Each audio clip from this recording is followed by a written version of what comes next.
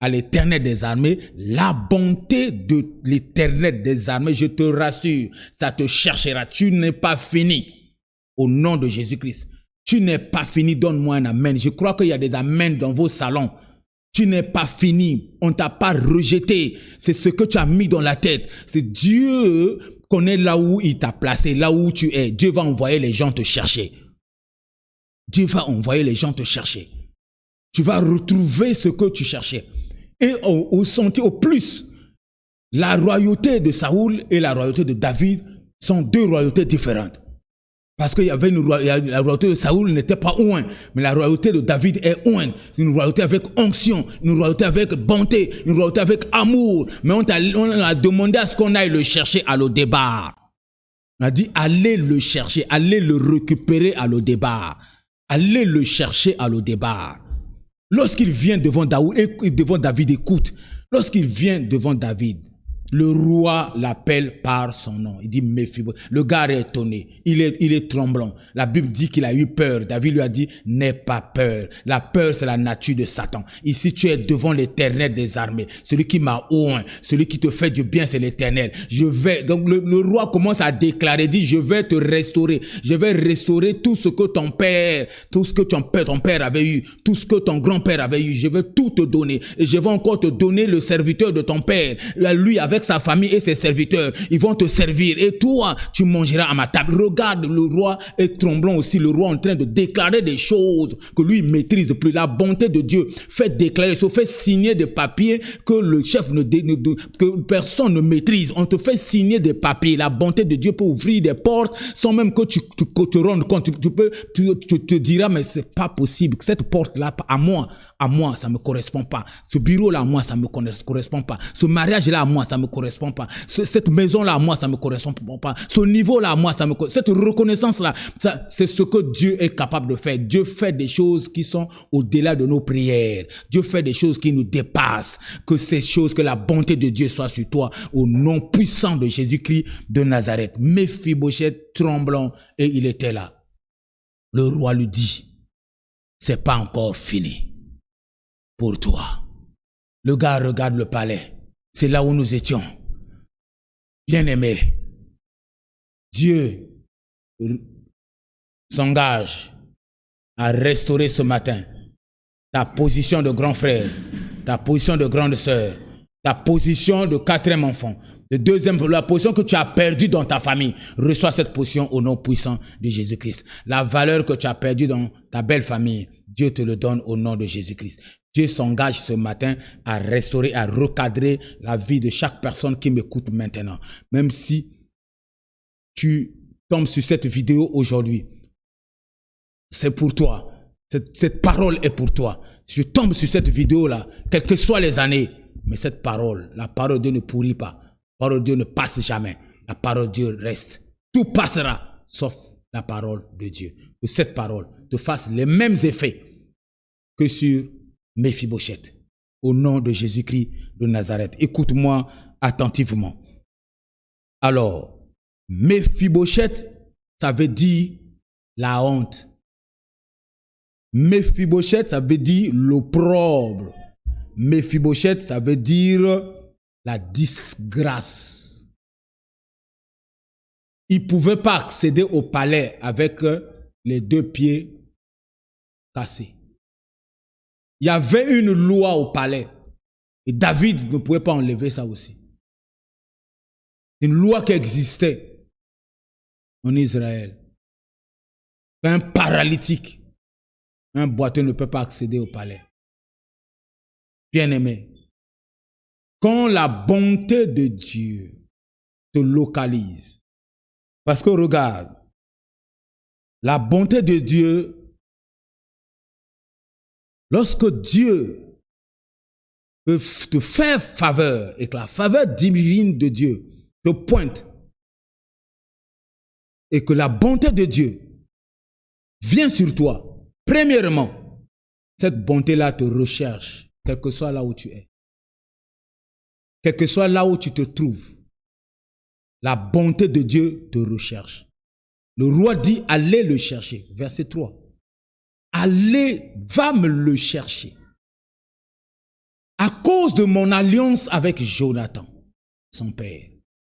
Bien-aimé, privilège tout ce qui est bien pour que tu sois bien avec les gens. Toi, tu regardes trop le négatif, tu regardes trop ce qu'on t'a fait. Et c'est ça qui te crée les amertumes dans le cœur et tu souffres gratuitement et inutilement. Lorsque tu es avec les gens, regarde plus le bien que le mal. C'est vrai, quand vous êtes dans un milieu où vous connaissez Christ moins, le mal est élevé par rapport au bien. Plus le milieu est moins chrétien, plus le mal est élevé. Mais toi qui es chrétien, tu es là comme le sel pour donner le goût. Tu dois sélectionner ce qui est bien. Parce que ce qui est mal va te détruire. David, lorsqu'il arrive à la royauté, il y avait le mal, il y avait les gens qui lui disaient, il faut aussi faire mal à Saoul. Mais il y avait le bien qui lui disait, regarde l'alliance que tu as avec Jonathan. Dans la maison de Saoul, il y avait quand même au moins une personne qui reconnaissait que tu étais roi d'Israël, malgré qu'il est mort. Donc, à cause de cette alliance du bien, David a agi en homme bien et la grâce de Dieu est venue sur lui. Et la bonté de Dieu a commencé à agir. Et il a pris la place en ce moment-là d'un Dieu, comme toi, aujourd'hui. Dieu, qui est sa parole, te parle et qui dit, il s'engage à te faire du bien, quel que soit là où tu es. Il va te chercher. Deuxièmement, cette même grâce te relève. Versets 7 et 9. Non, prends d'abord cette même grâce. Oui, te relève. 7 et 10. Si on peut nous envoyer le verset 7 de 2 Samuel 9. C'est ça, non? 2 Samuel 9, 7. Il dit, David lui dit, ne crains point, car je veux te faire du bien à cause de Jonathan ton père. Je te rendrai toutes les terres ou tous les biens de Saoul ton père et tu mangeras toujours à ma table. Donc, on le relève, merci. Et il se prosterna et dit, qu'est ton serviteur pour que tu regardes un chien tel que moi. Je suis un chien, j'ai les pieds perclus et tout ça là. Comment tu peux me regarder? La bonté de Dieu ne regarde pas ta position physique. Ou bien, il ne regarde pas, il ne choisit pas, oh non, je suis belle, je suis beau, je suis ceci, je suis cela, inapte ou en bonne santé ou quoi. La bonté de Dieu ne regarde pas le visage. La bonté de Dieu regarde la personne telle qu'il est.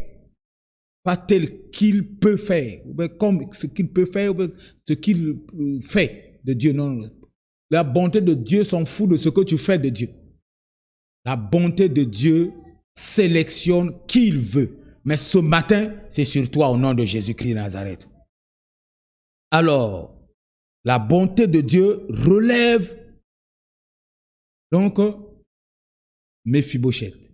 Et je déclare que c'est ton temps de relèvement. Toi qui étais tombé, c'est ton mois de relèvement. Au nom de Jésus-Christ de Nazareth, reçois cette grâce sur toi. Sois relevé, toi qu'on pensait que tu ne serais pas relevé. Au nom de Jésus-Christ, parce qu'on lui dit que tu mangeras tous les jours à ma table. Tous les jours à ma table. Ça ne veut pas dire de temps en temps. Ça veut dire tous les jours. Donc, à chaque fois que le roi veut manger, Méphibosheth doit être là.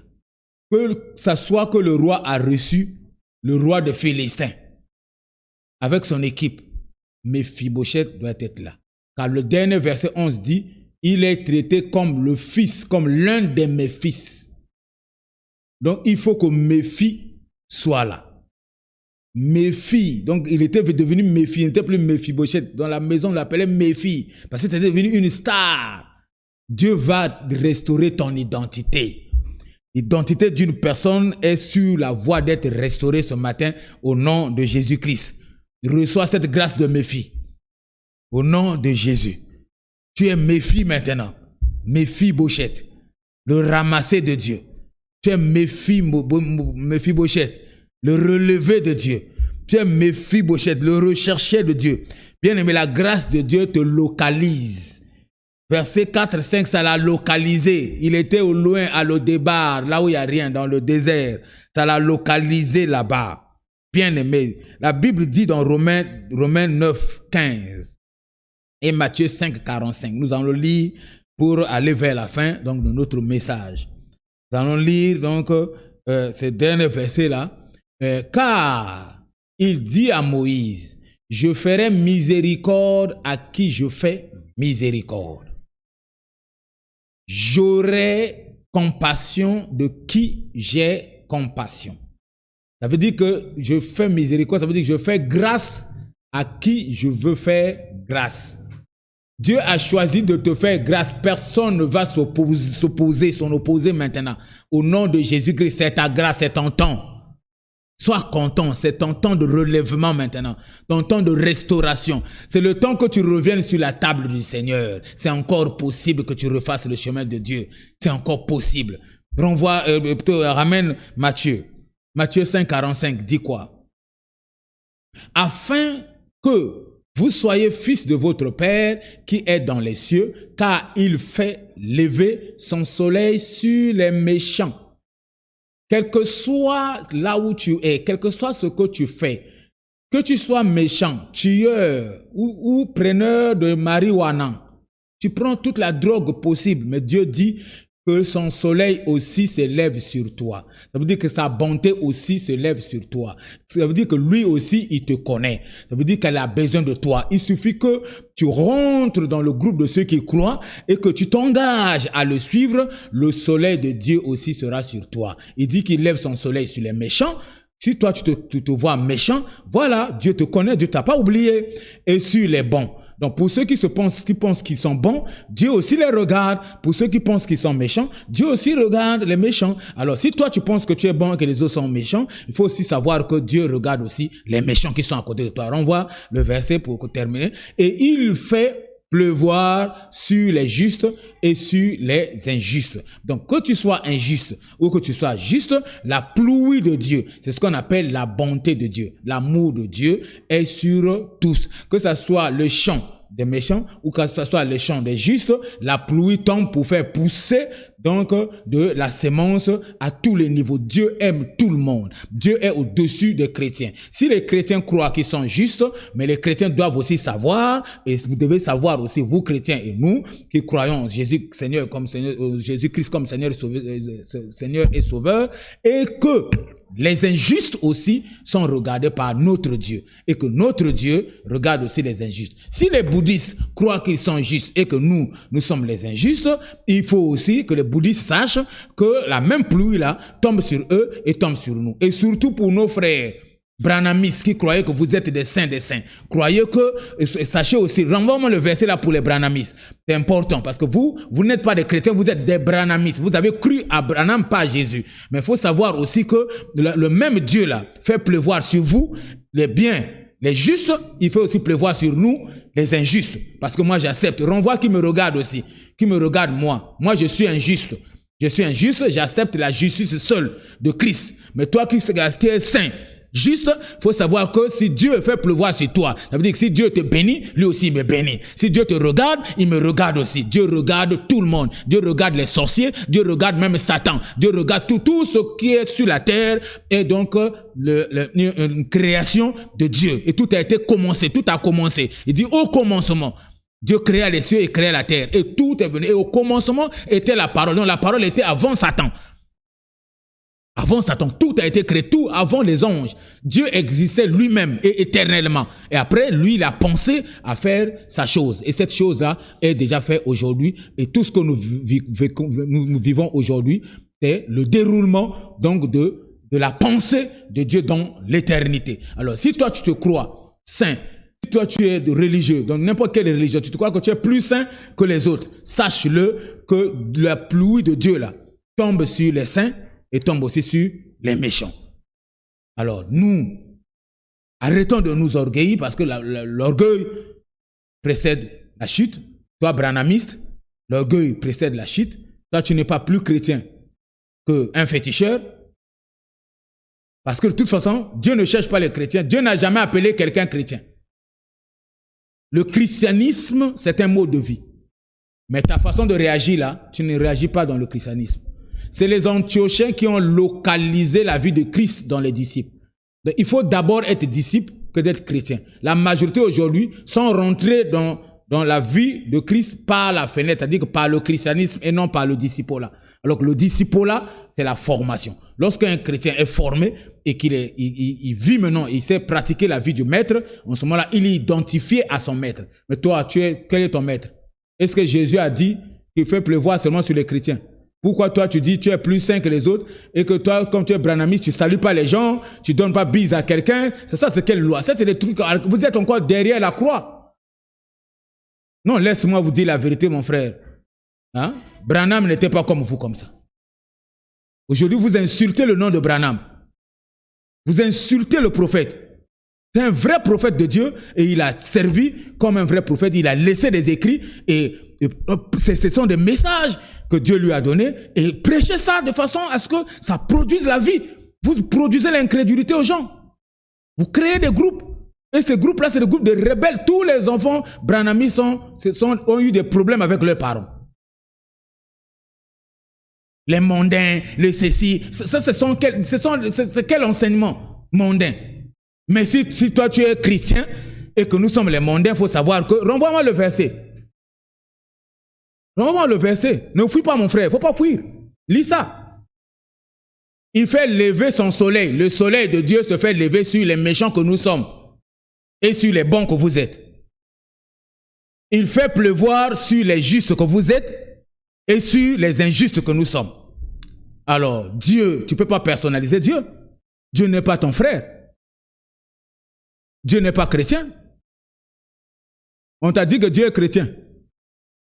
Tu as lu ça où? C'est toi qui es chrétien, pas Dieu. Dieu n'est pas manipulable. Dieu ne poursuit pas le siècle présent. Ça veut dire quoi? Dieu n'est pas moderne. N'est pas moderne. Il n'y a pas de modernisme, c'est Dieu. Oh non, c'est le temps de ceci. C'est votre temps, pas le temps de Dieu. Dieu ne change pas. Il est le même hier, aujourd'hui et éternellement. Ton modernisme là, c'est toi, pas Dieu. Conforme-toi à Dieu, pas à Dieu de te conformer à toi. Les branhamistes, je ne suis pas contre vous. Mais devenez chrétiens. Commençons par le discipolat. Quand on voit vos pages sur c'est que Branham, je crois en prophète. Mais le prophète est parti à longtemps. On ne sait même pas s'il est au paradis ou pas. Mais toi, réfléchis. Lis la Bible. Regarde le temps. Regarde le calendrier biblique est là. Toi, tu vas aller où? Toi, tu penses en croyant à quelqu'un, dit quiconque croit, c'est en Jésus. Branham lui-même a cru en Jésus et il a parlé de Jésus. Il n'est pas comparable à Jésus. Personne n'est comparable à Jésus. Même Paul n'est pas comparable à Jésus. Jésus est Dieu. Et nous sommes les humains qui vivons la vie de l'incarnation. Que Dieu soit avec toi. Comprends bien. Je ne suis pas contre toi. Je ne suis pas contre ta foi. Mais ta foi, on dirait, te crée des problèmes. Et tous ceux qui me suivent, vous connaîtrez la vérité et la vérité va vous affranchir. Voilà, aujourd'hui, vous avez connu la vérité. Dieu fait pleuvoir sur tout le monde. Nous sommes saints, nous sommes les ceci, nous on côtoie pas les autres, nous on se marie entre nous. Vous êtes les coutumières, les chefs coutumiers. Vous êtes encore loin, derrière la croix. Il faut traverser la croix pour vivre la vraie expérience. Vous êtes encore derrière la croix. Encore au village. Même le village aujourd'hui résonne mieux. Vous êtes encore dans les choses archaïques. Je ne suis pas contre vous. Je vais vers la fin. La bonté de Dieu. J'ai parlé de la bonté de Dieu, mon frère. Revenons à notre contexte. Hein, ma sœur? Oh non, mais je ne comprends pas. L'apôtre aujourd'hui commence à taquiner les gens. On doit dire la vérité là où il faut. S'il y a 10 branhamistes qui m'ont suivi, peut-être 2 vont être convertis. 2 seront convertis. Pourquoi? Parce qu'ils ont connu la vérité maintenant. Parce qu'on ne doit pas personnaliser la parole de Dieu. Alors, la bonté de Dieu exempte, c'est-à-dire fait entorse à une loi. Méphibosheth était interdit d'entrer dans le palais royal. Pas parce qu'il était l'enfant de Jonathan, non, parce qu'il était tombé. Une circonstance de vie veut l'empêcher à bénéficier de sa destinée, des desseins de Dieu sur lui. Et quand c'est comme ça, Dieu fait entorse à la loi. Dieu, maintenant que je parle, il fait entorse à la loi de la stérilité dans votre famille. Il fait entorse à la loi de célibat dans votre famille. C'est-à-dire que Dieu dépasse la loi. Il te donnera le mariage malgré cette loi dans votre famille. Il te donnera les enfants malgré cette loi dans cette famille. Il te donnera du travail malgré cette loi dans votre famille. Il va t'élever malgré cette loi dans votre pays. Il va t'ouvrir des grandes portes malgré cette loi dans votre pays, dans votre famille, dans votre maison, dans votre quartier. Au nom de Jésus-Christ de Nazareth. Méphibosheth a traversé le salon, d'abord la cour royale, et rentré dans le salon, a traversé jusqu'à ce qu'il ait assis sur la table du roi, en train de manger avec le roi. Écoute-moi très bien. Elle fait exception. La bonté de Dieu fait exception. Et la bonté de Dieu, suis-moi attentivement.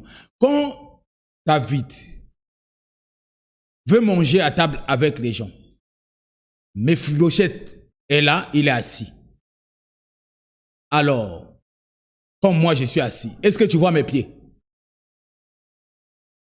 Qui connaît mes pieds? Si je suis inapte, ou je suis pieds nus, ou je suis en culotte, en caleçon, ou en pantalon, ou en... Qui connaît? Personne. Personne. Il n'y a que Dieu, l'éternel des âmes. Si Dieu t'élève, ton infirmité est cachée en Dieu. Ta faiblesse est cachée en Dieu. Tout ce que tu ne peux pas faire est caché en Dieu. Tout ce que Dieu veut présenter, c'est toi. Que Dieu vous bénisse et qu'il bénisse sa parole.